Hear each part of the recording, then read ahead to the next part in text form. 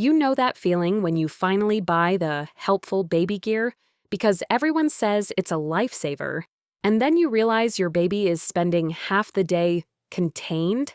They're safe, they're entertained. You can finally drink a hot coffee. But then you start wondering, wait, are we accidentally making it harder for them to roll, sit, crawl, and walk? If that thought has crossed your mind, you're not crazy, and you're definitely not a bad parent. A lot of baby gear is marketed like it helps development, but extended time in certain containers, anything that holds baby in one position and limits movement, can reduce the floor time babies need to build strength, coordination, and motor skills. This is often discussed as container baby syndrome, where too much time in restrictive equipment can contribute to things like delayed motor milestones and even head-neck tightness or flat spots. So in this video, I'm going to walk you through 7 popular baby products that can actually delay milestones, not because they're bad, but because of how they're used. And I'll give you simple, realistic swaps that still let you get things done. Before we jump in, I'm not saying never use these items. Some are essential, like car seats for travel, and many are totally fine in short, purposeful bursts.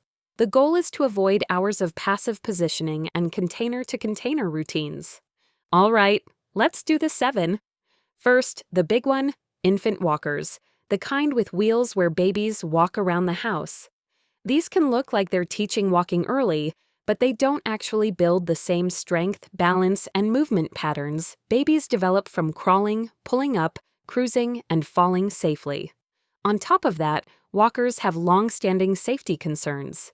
In fact, the American Academy of Pediatrics has called for a ban on infant walkers in the U.S. because of injury risk. A better swap is a safe, open floor space where your baby can move freely, plus a sturdy stationary object for pulling to stand, like a stable couch edge or a fixed activity table designed for standing used appropriately. If you need a hands-free minute, use a safe playpen with a few simple toys instead of a rolling walker. Second, jumpers and doorway jumpers, Jolly Jumper, Jumperoo style. These are super popular because babies love them, and they can feel like a miracle when you need a few minutes. The issue is that jumpers put babies in positions their bodies may not be ready to support for long. They can encourage repeated bouncing patterns without the same trunk control, hip stability, and foot alignment babies learn from real movement on the floor. Some pediatric therapy sources caution that frequent or long use can stress developing joints and reinforce movement habits you don't necessarily want. A better swap, give your baby big movement time in safer ways: tummy time, rolling games, reaching for toys on a play mat, or supported standing with you nearby while they explore a low surface. Third, stationary activity centers and exercisers. These are the circle seats with toys attached. Again, incredibly common. The problem is similar: they hold babies in a fixed posture and can make it look like they're practicing standing, when they're often not using the same muscles in the same way they would when they pull up, shift weight, and balance on their own. Extended use can limit practice time for rolling, pivoting, crawling, and transitioning between positions. A better swap, place interesting toys just out of reach on the floor so your baby wants to scoot, roll, or crawl to get them. If you need a contained spot for safety while you cook, try a playpen with toys that encourage grasping, banging, and transferring hand to hand. Fourth, molded floor seats, like bumbo-style seats and some sit-me-up chairs. These can feel like the answer when your baby wants to see what's going on, but propping babies into a sitting position before they can truly get there and hold it themselves can reduce core work and natural postural development. Some sources note that these seats can also place babies in less than ideal alignment when used too early or too long. A better swap, practice sitting skills the developmental way, on the floor, with support that lets your baby work, like sitting between your legs or using a nursing pillow behind them while they learn to balance. Also, side-lying play and tummy time build the strength that makes sitting come naturally. Fifth, swings, bouncers, and vibrating chairs. These are lifesavers, especially when you're exhausted. But the key issue is passive positioning. The device moves baby instead of baby moving themselves. Some baby development articles point out that long periods in reclined containers can restrict head/neck movement and reduce opportunities to strengthen the muscles needed for rolling and head control. A better swap: if baby needs calming motion, try baby wearing, so they're still experiencing movement while using their muscles and being upright with you, or hold and sway, then transition to floor time once calm. And for sleep, follow safe sleep guidance. Swings are not meant to be a long-term sleep solution. Sixth, car seats and strollers used as hangout spots when you're not traveling. Car seats are non-negotiable for safety in the car, but when babies spend lots of awake time in them at home, it becomes another container in the chain. Nationwide Children's points out how time can add up quickly when babies move from car seat to swing to high chair to another device, reducing free movement time that supports milestones like rolling, sitting, crawling, and walking. A better swap: when you're home, take baby out of the car seat and put them on a mat or in a safe play area. If you need them close while you do chores, place them on a blanket on the floor in the same room or use a playpen. Seventh, loungers, positioners, and easy seats that keep baby in one posture for long periods.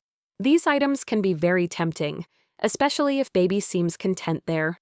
But when babies spend too much of their day confined in one position, they miss the constant little reps that build coordination, turning the head, reaching, kicking, rolling, pushing up, and shifting weight.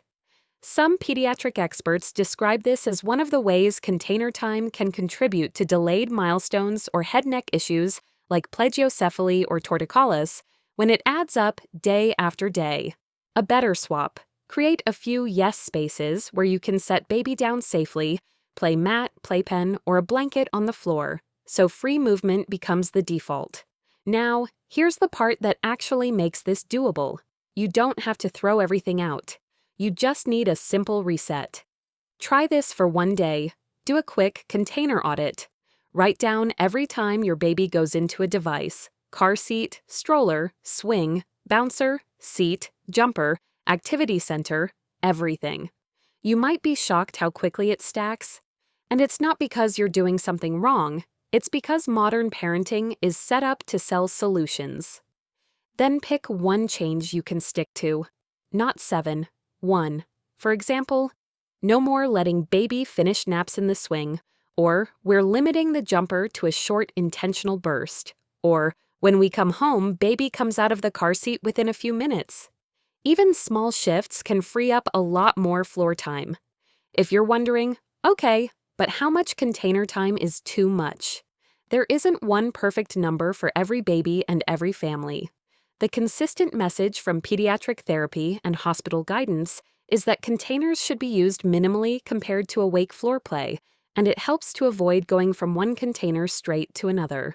And if you're worried your baby is behind on milestones, or you're noticing a strong head preference, flattening, or stiffness, bring it up with your pediatrician. Early support can make a big difference, and it's always better to ask sooner rather than later. To wrap up, here's the big idea. Milestones don't come from equipment. They come from movement. The more chances your baby has to wiggle, reach, roll, push, scoot, and explore, the more their body learns what it needs to learn. So if you have these products at home, don't panic. Just use them like tools, not like default living spaces. Short, purposeful use when you need it. And then back to freedom. If you want, tell me your baby's age and which container you rely on most: swing, bouncer, activity center, and I'll suggest the easiest swap for your specific routine.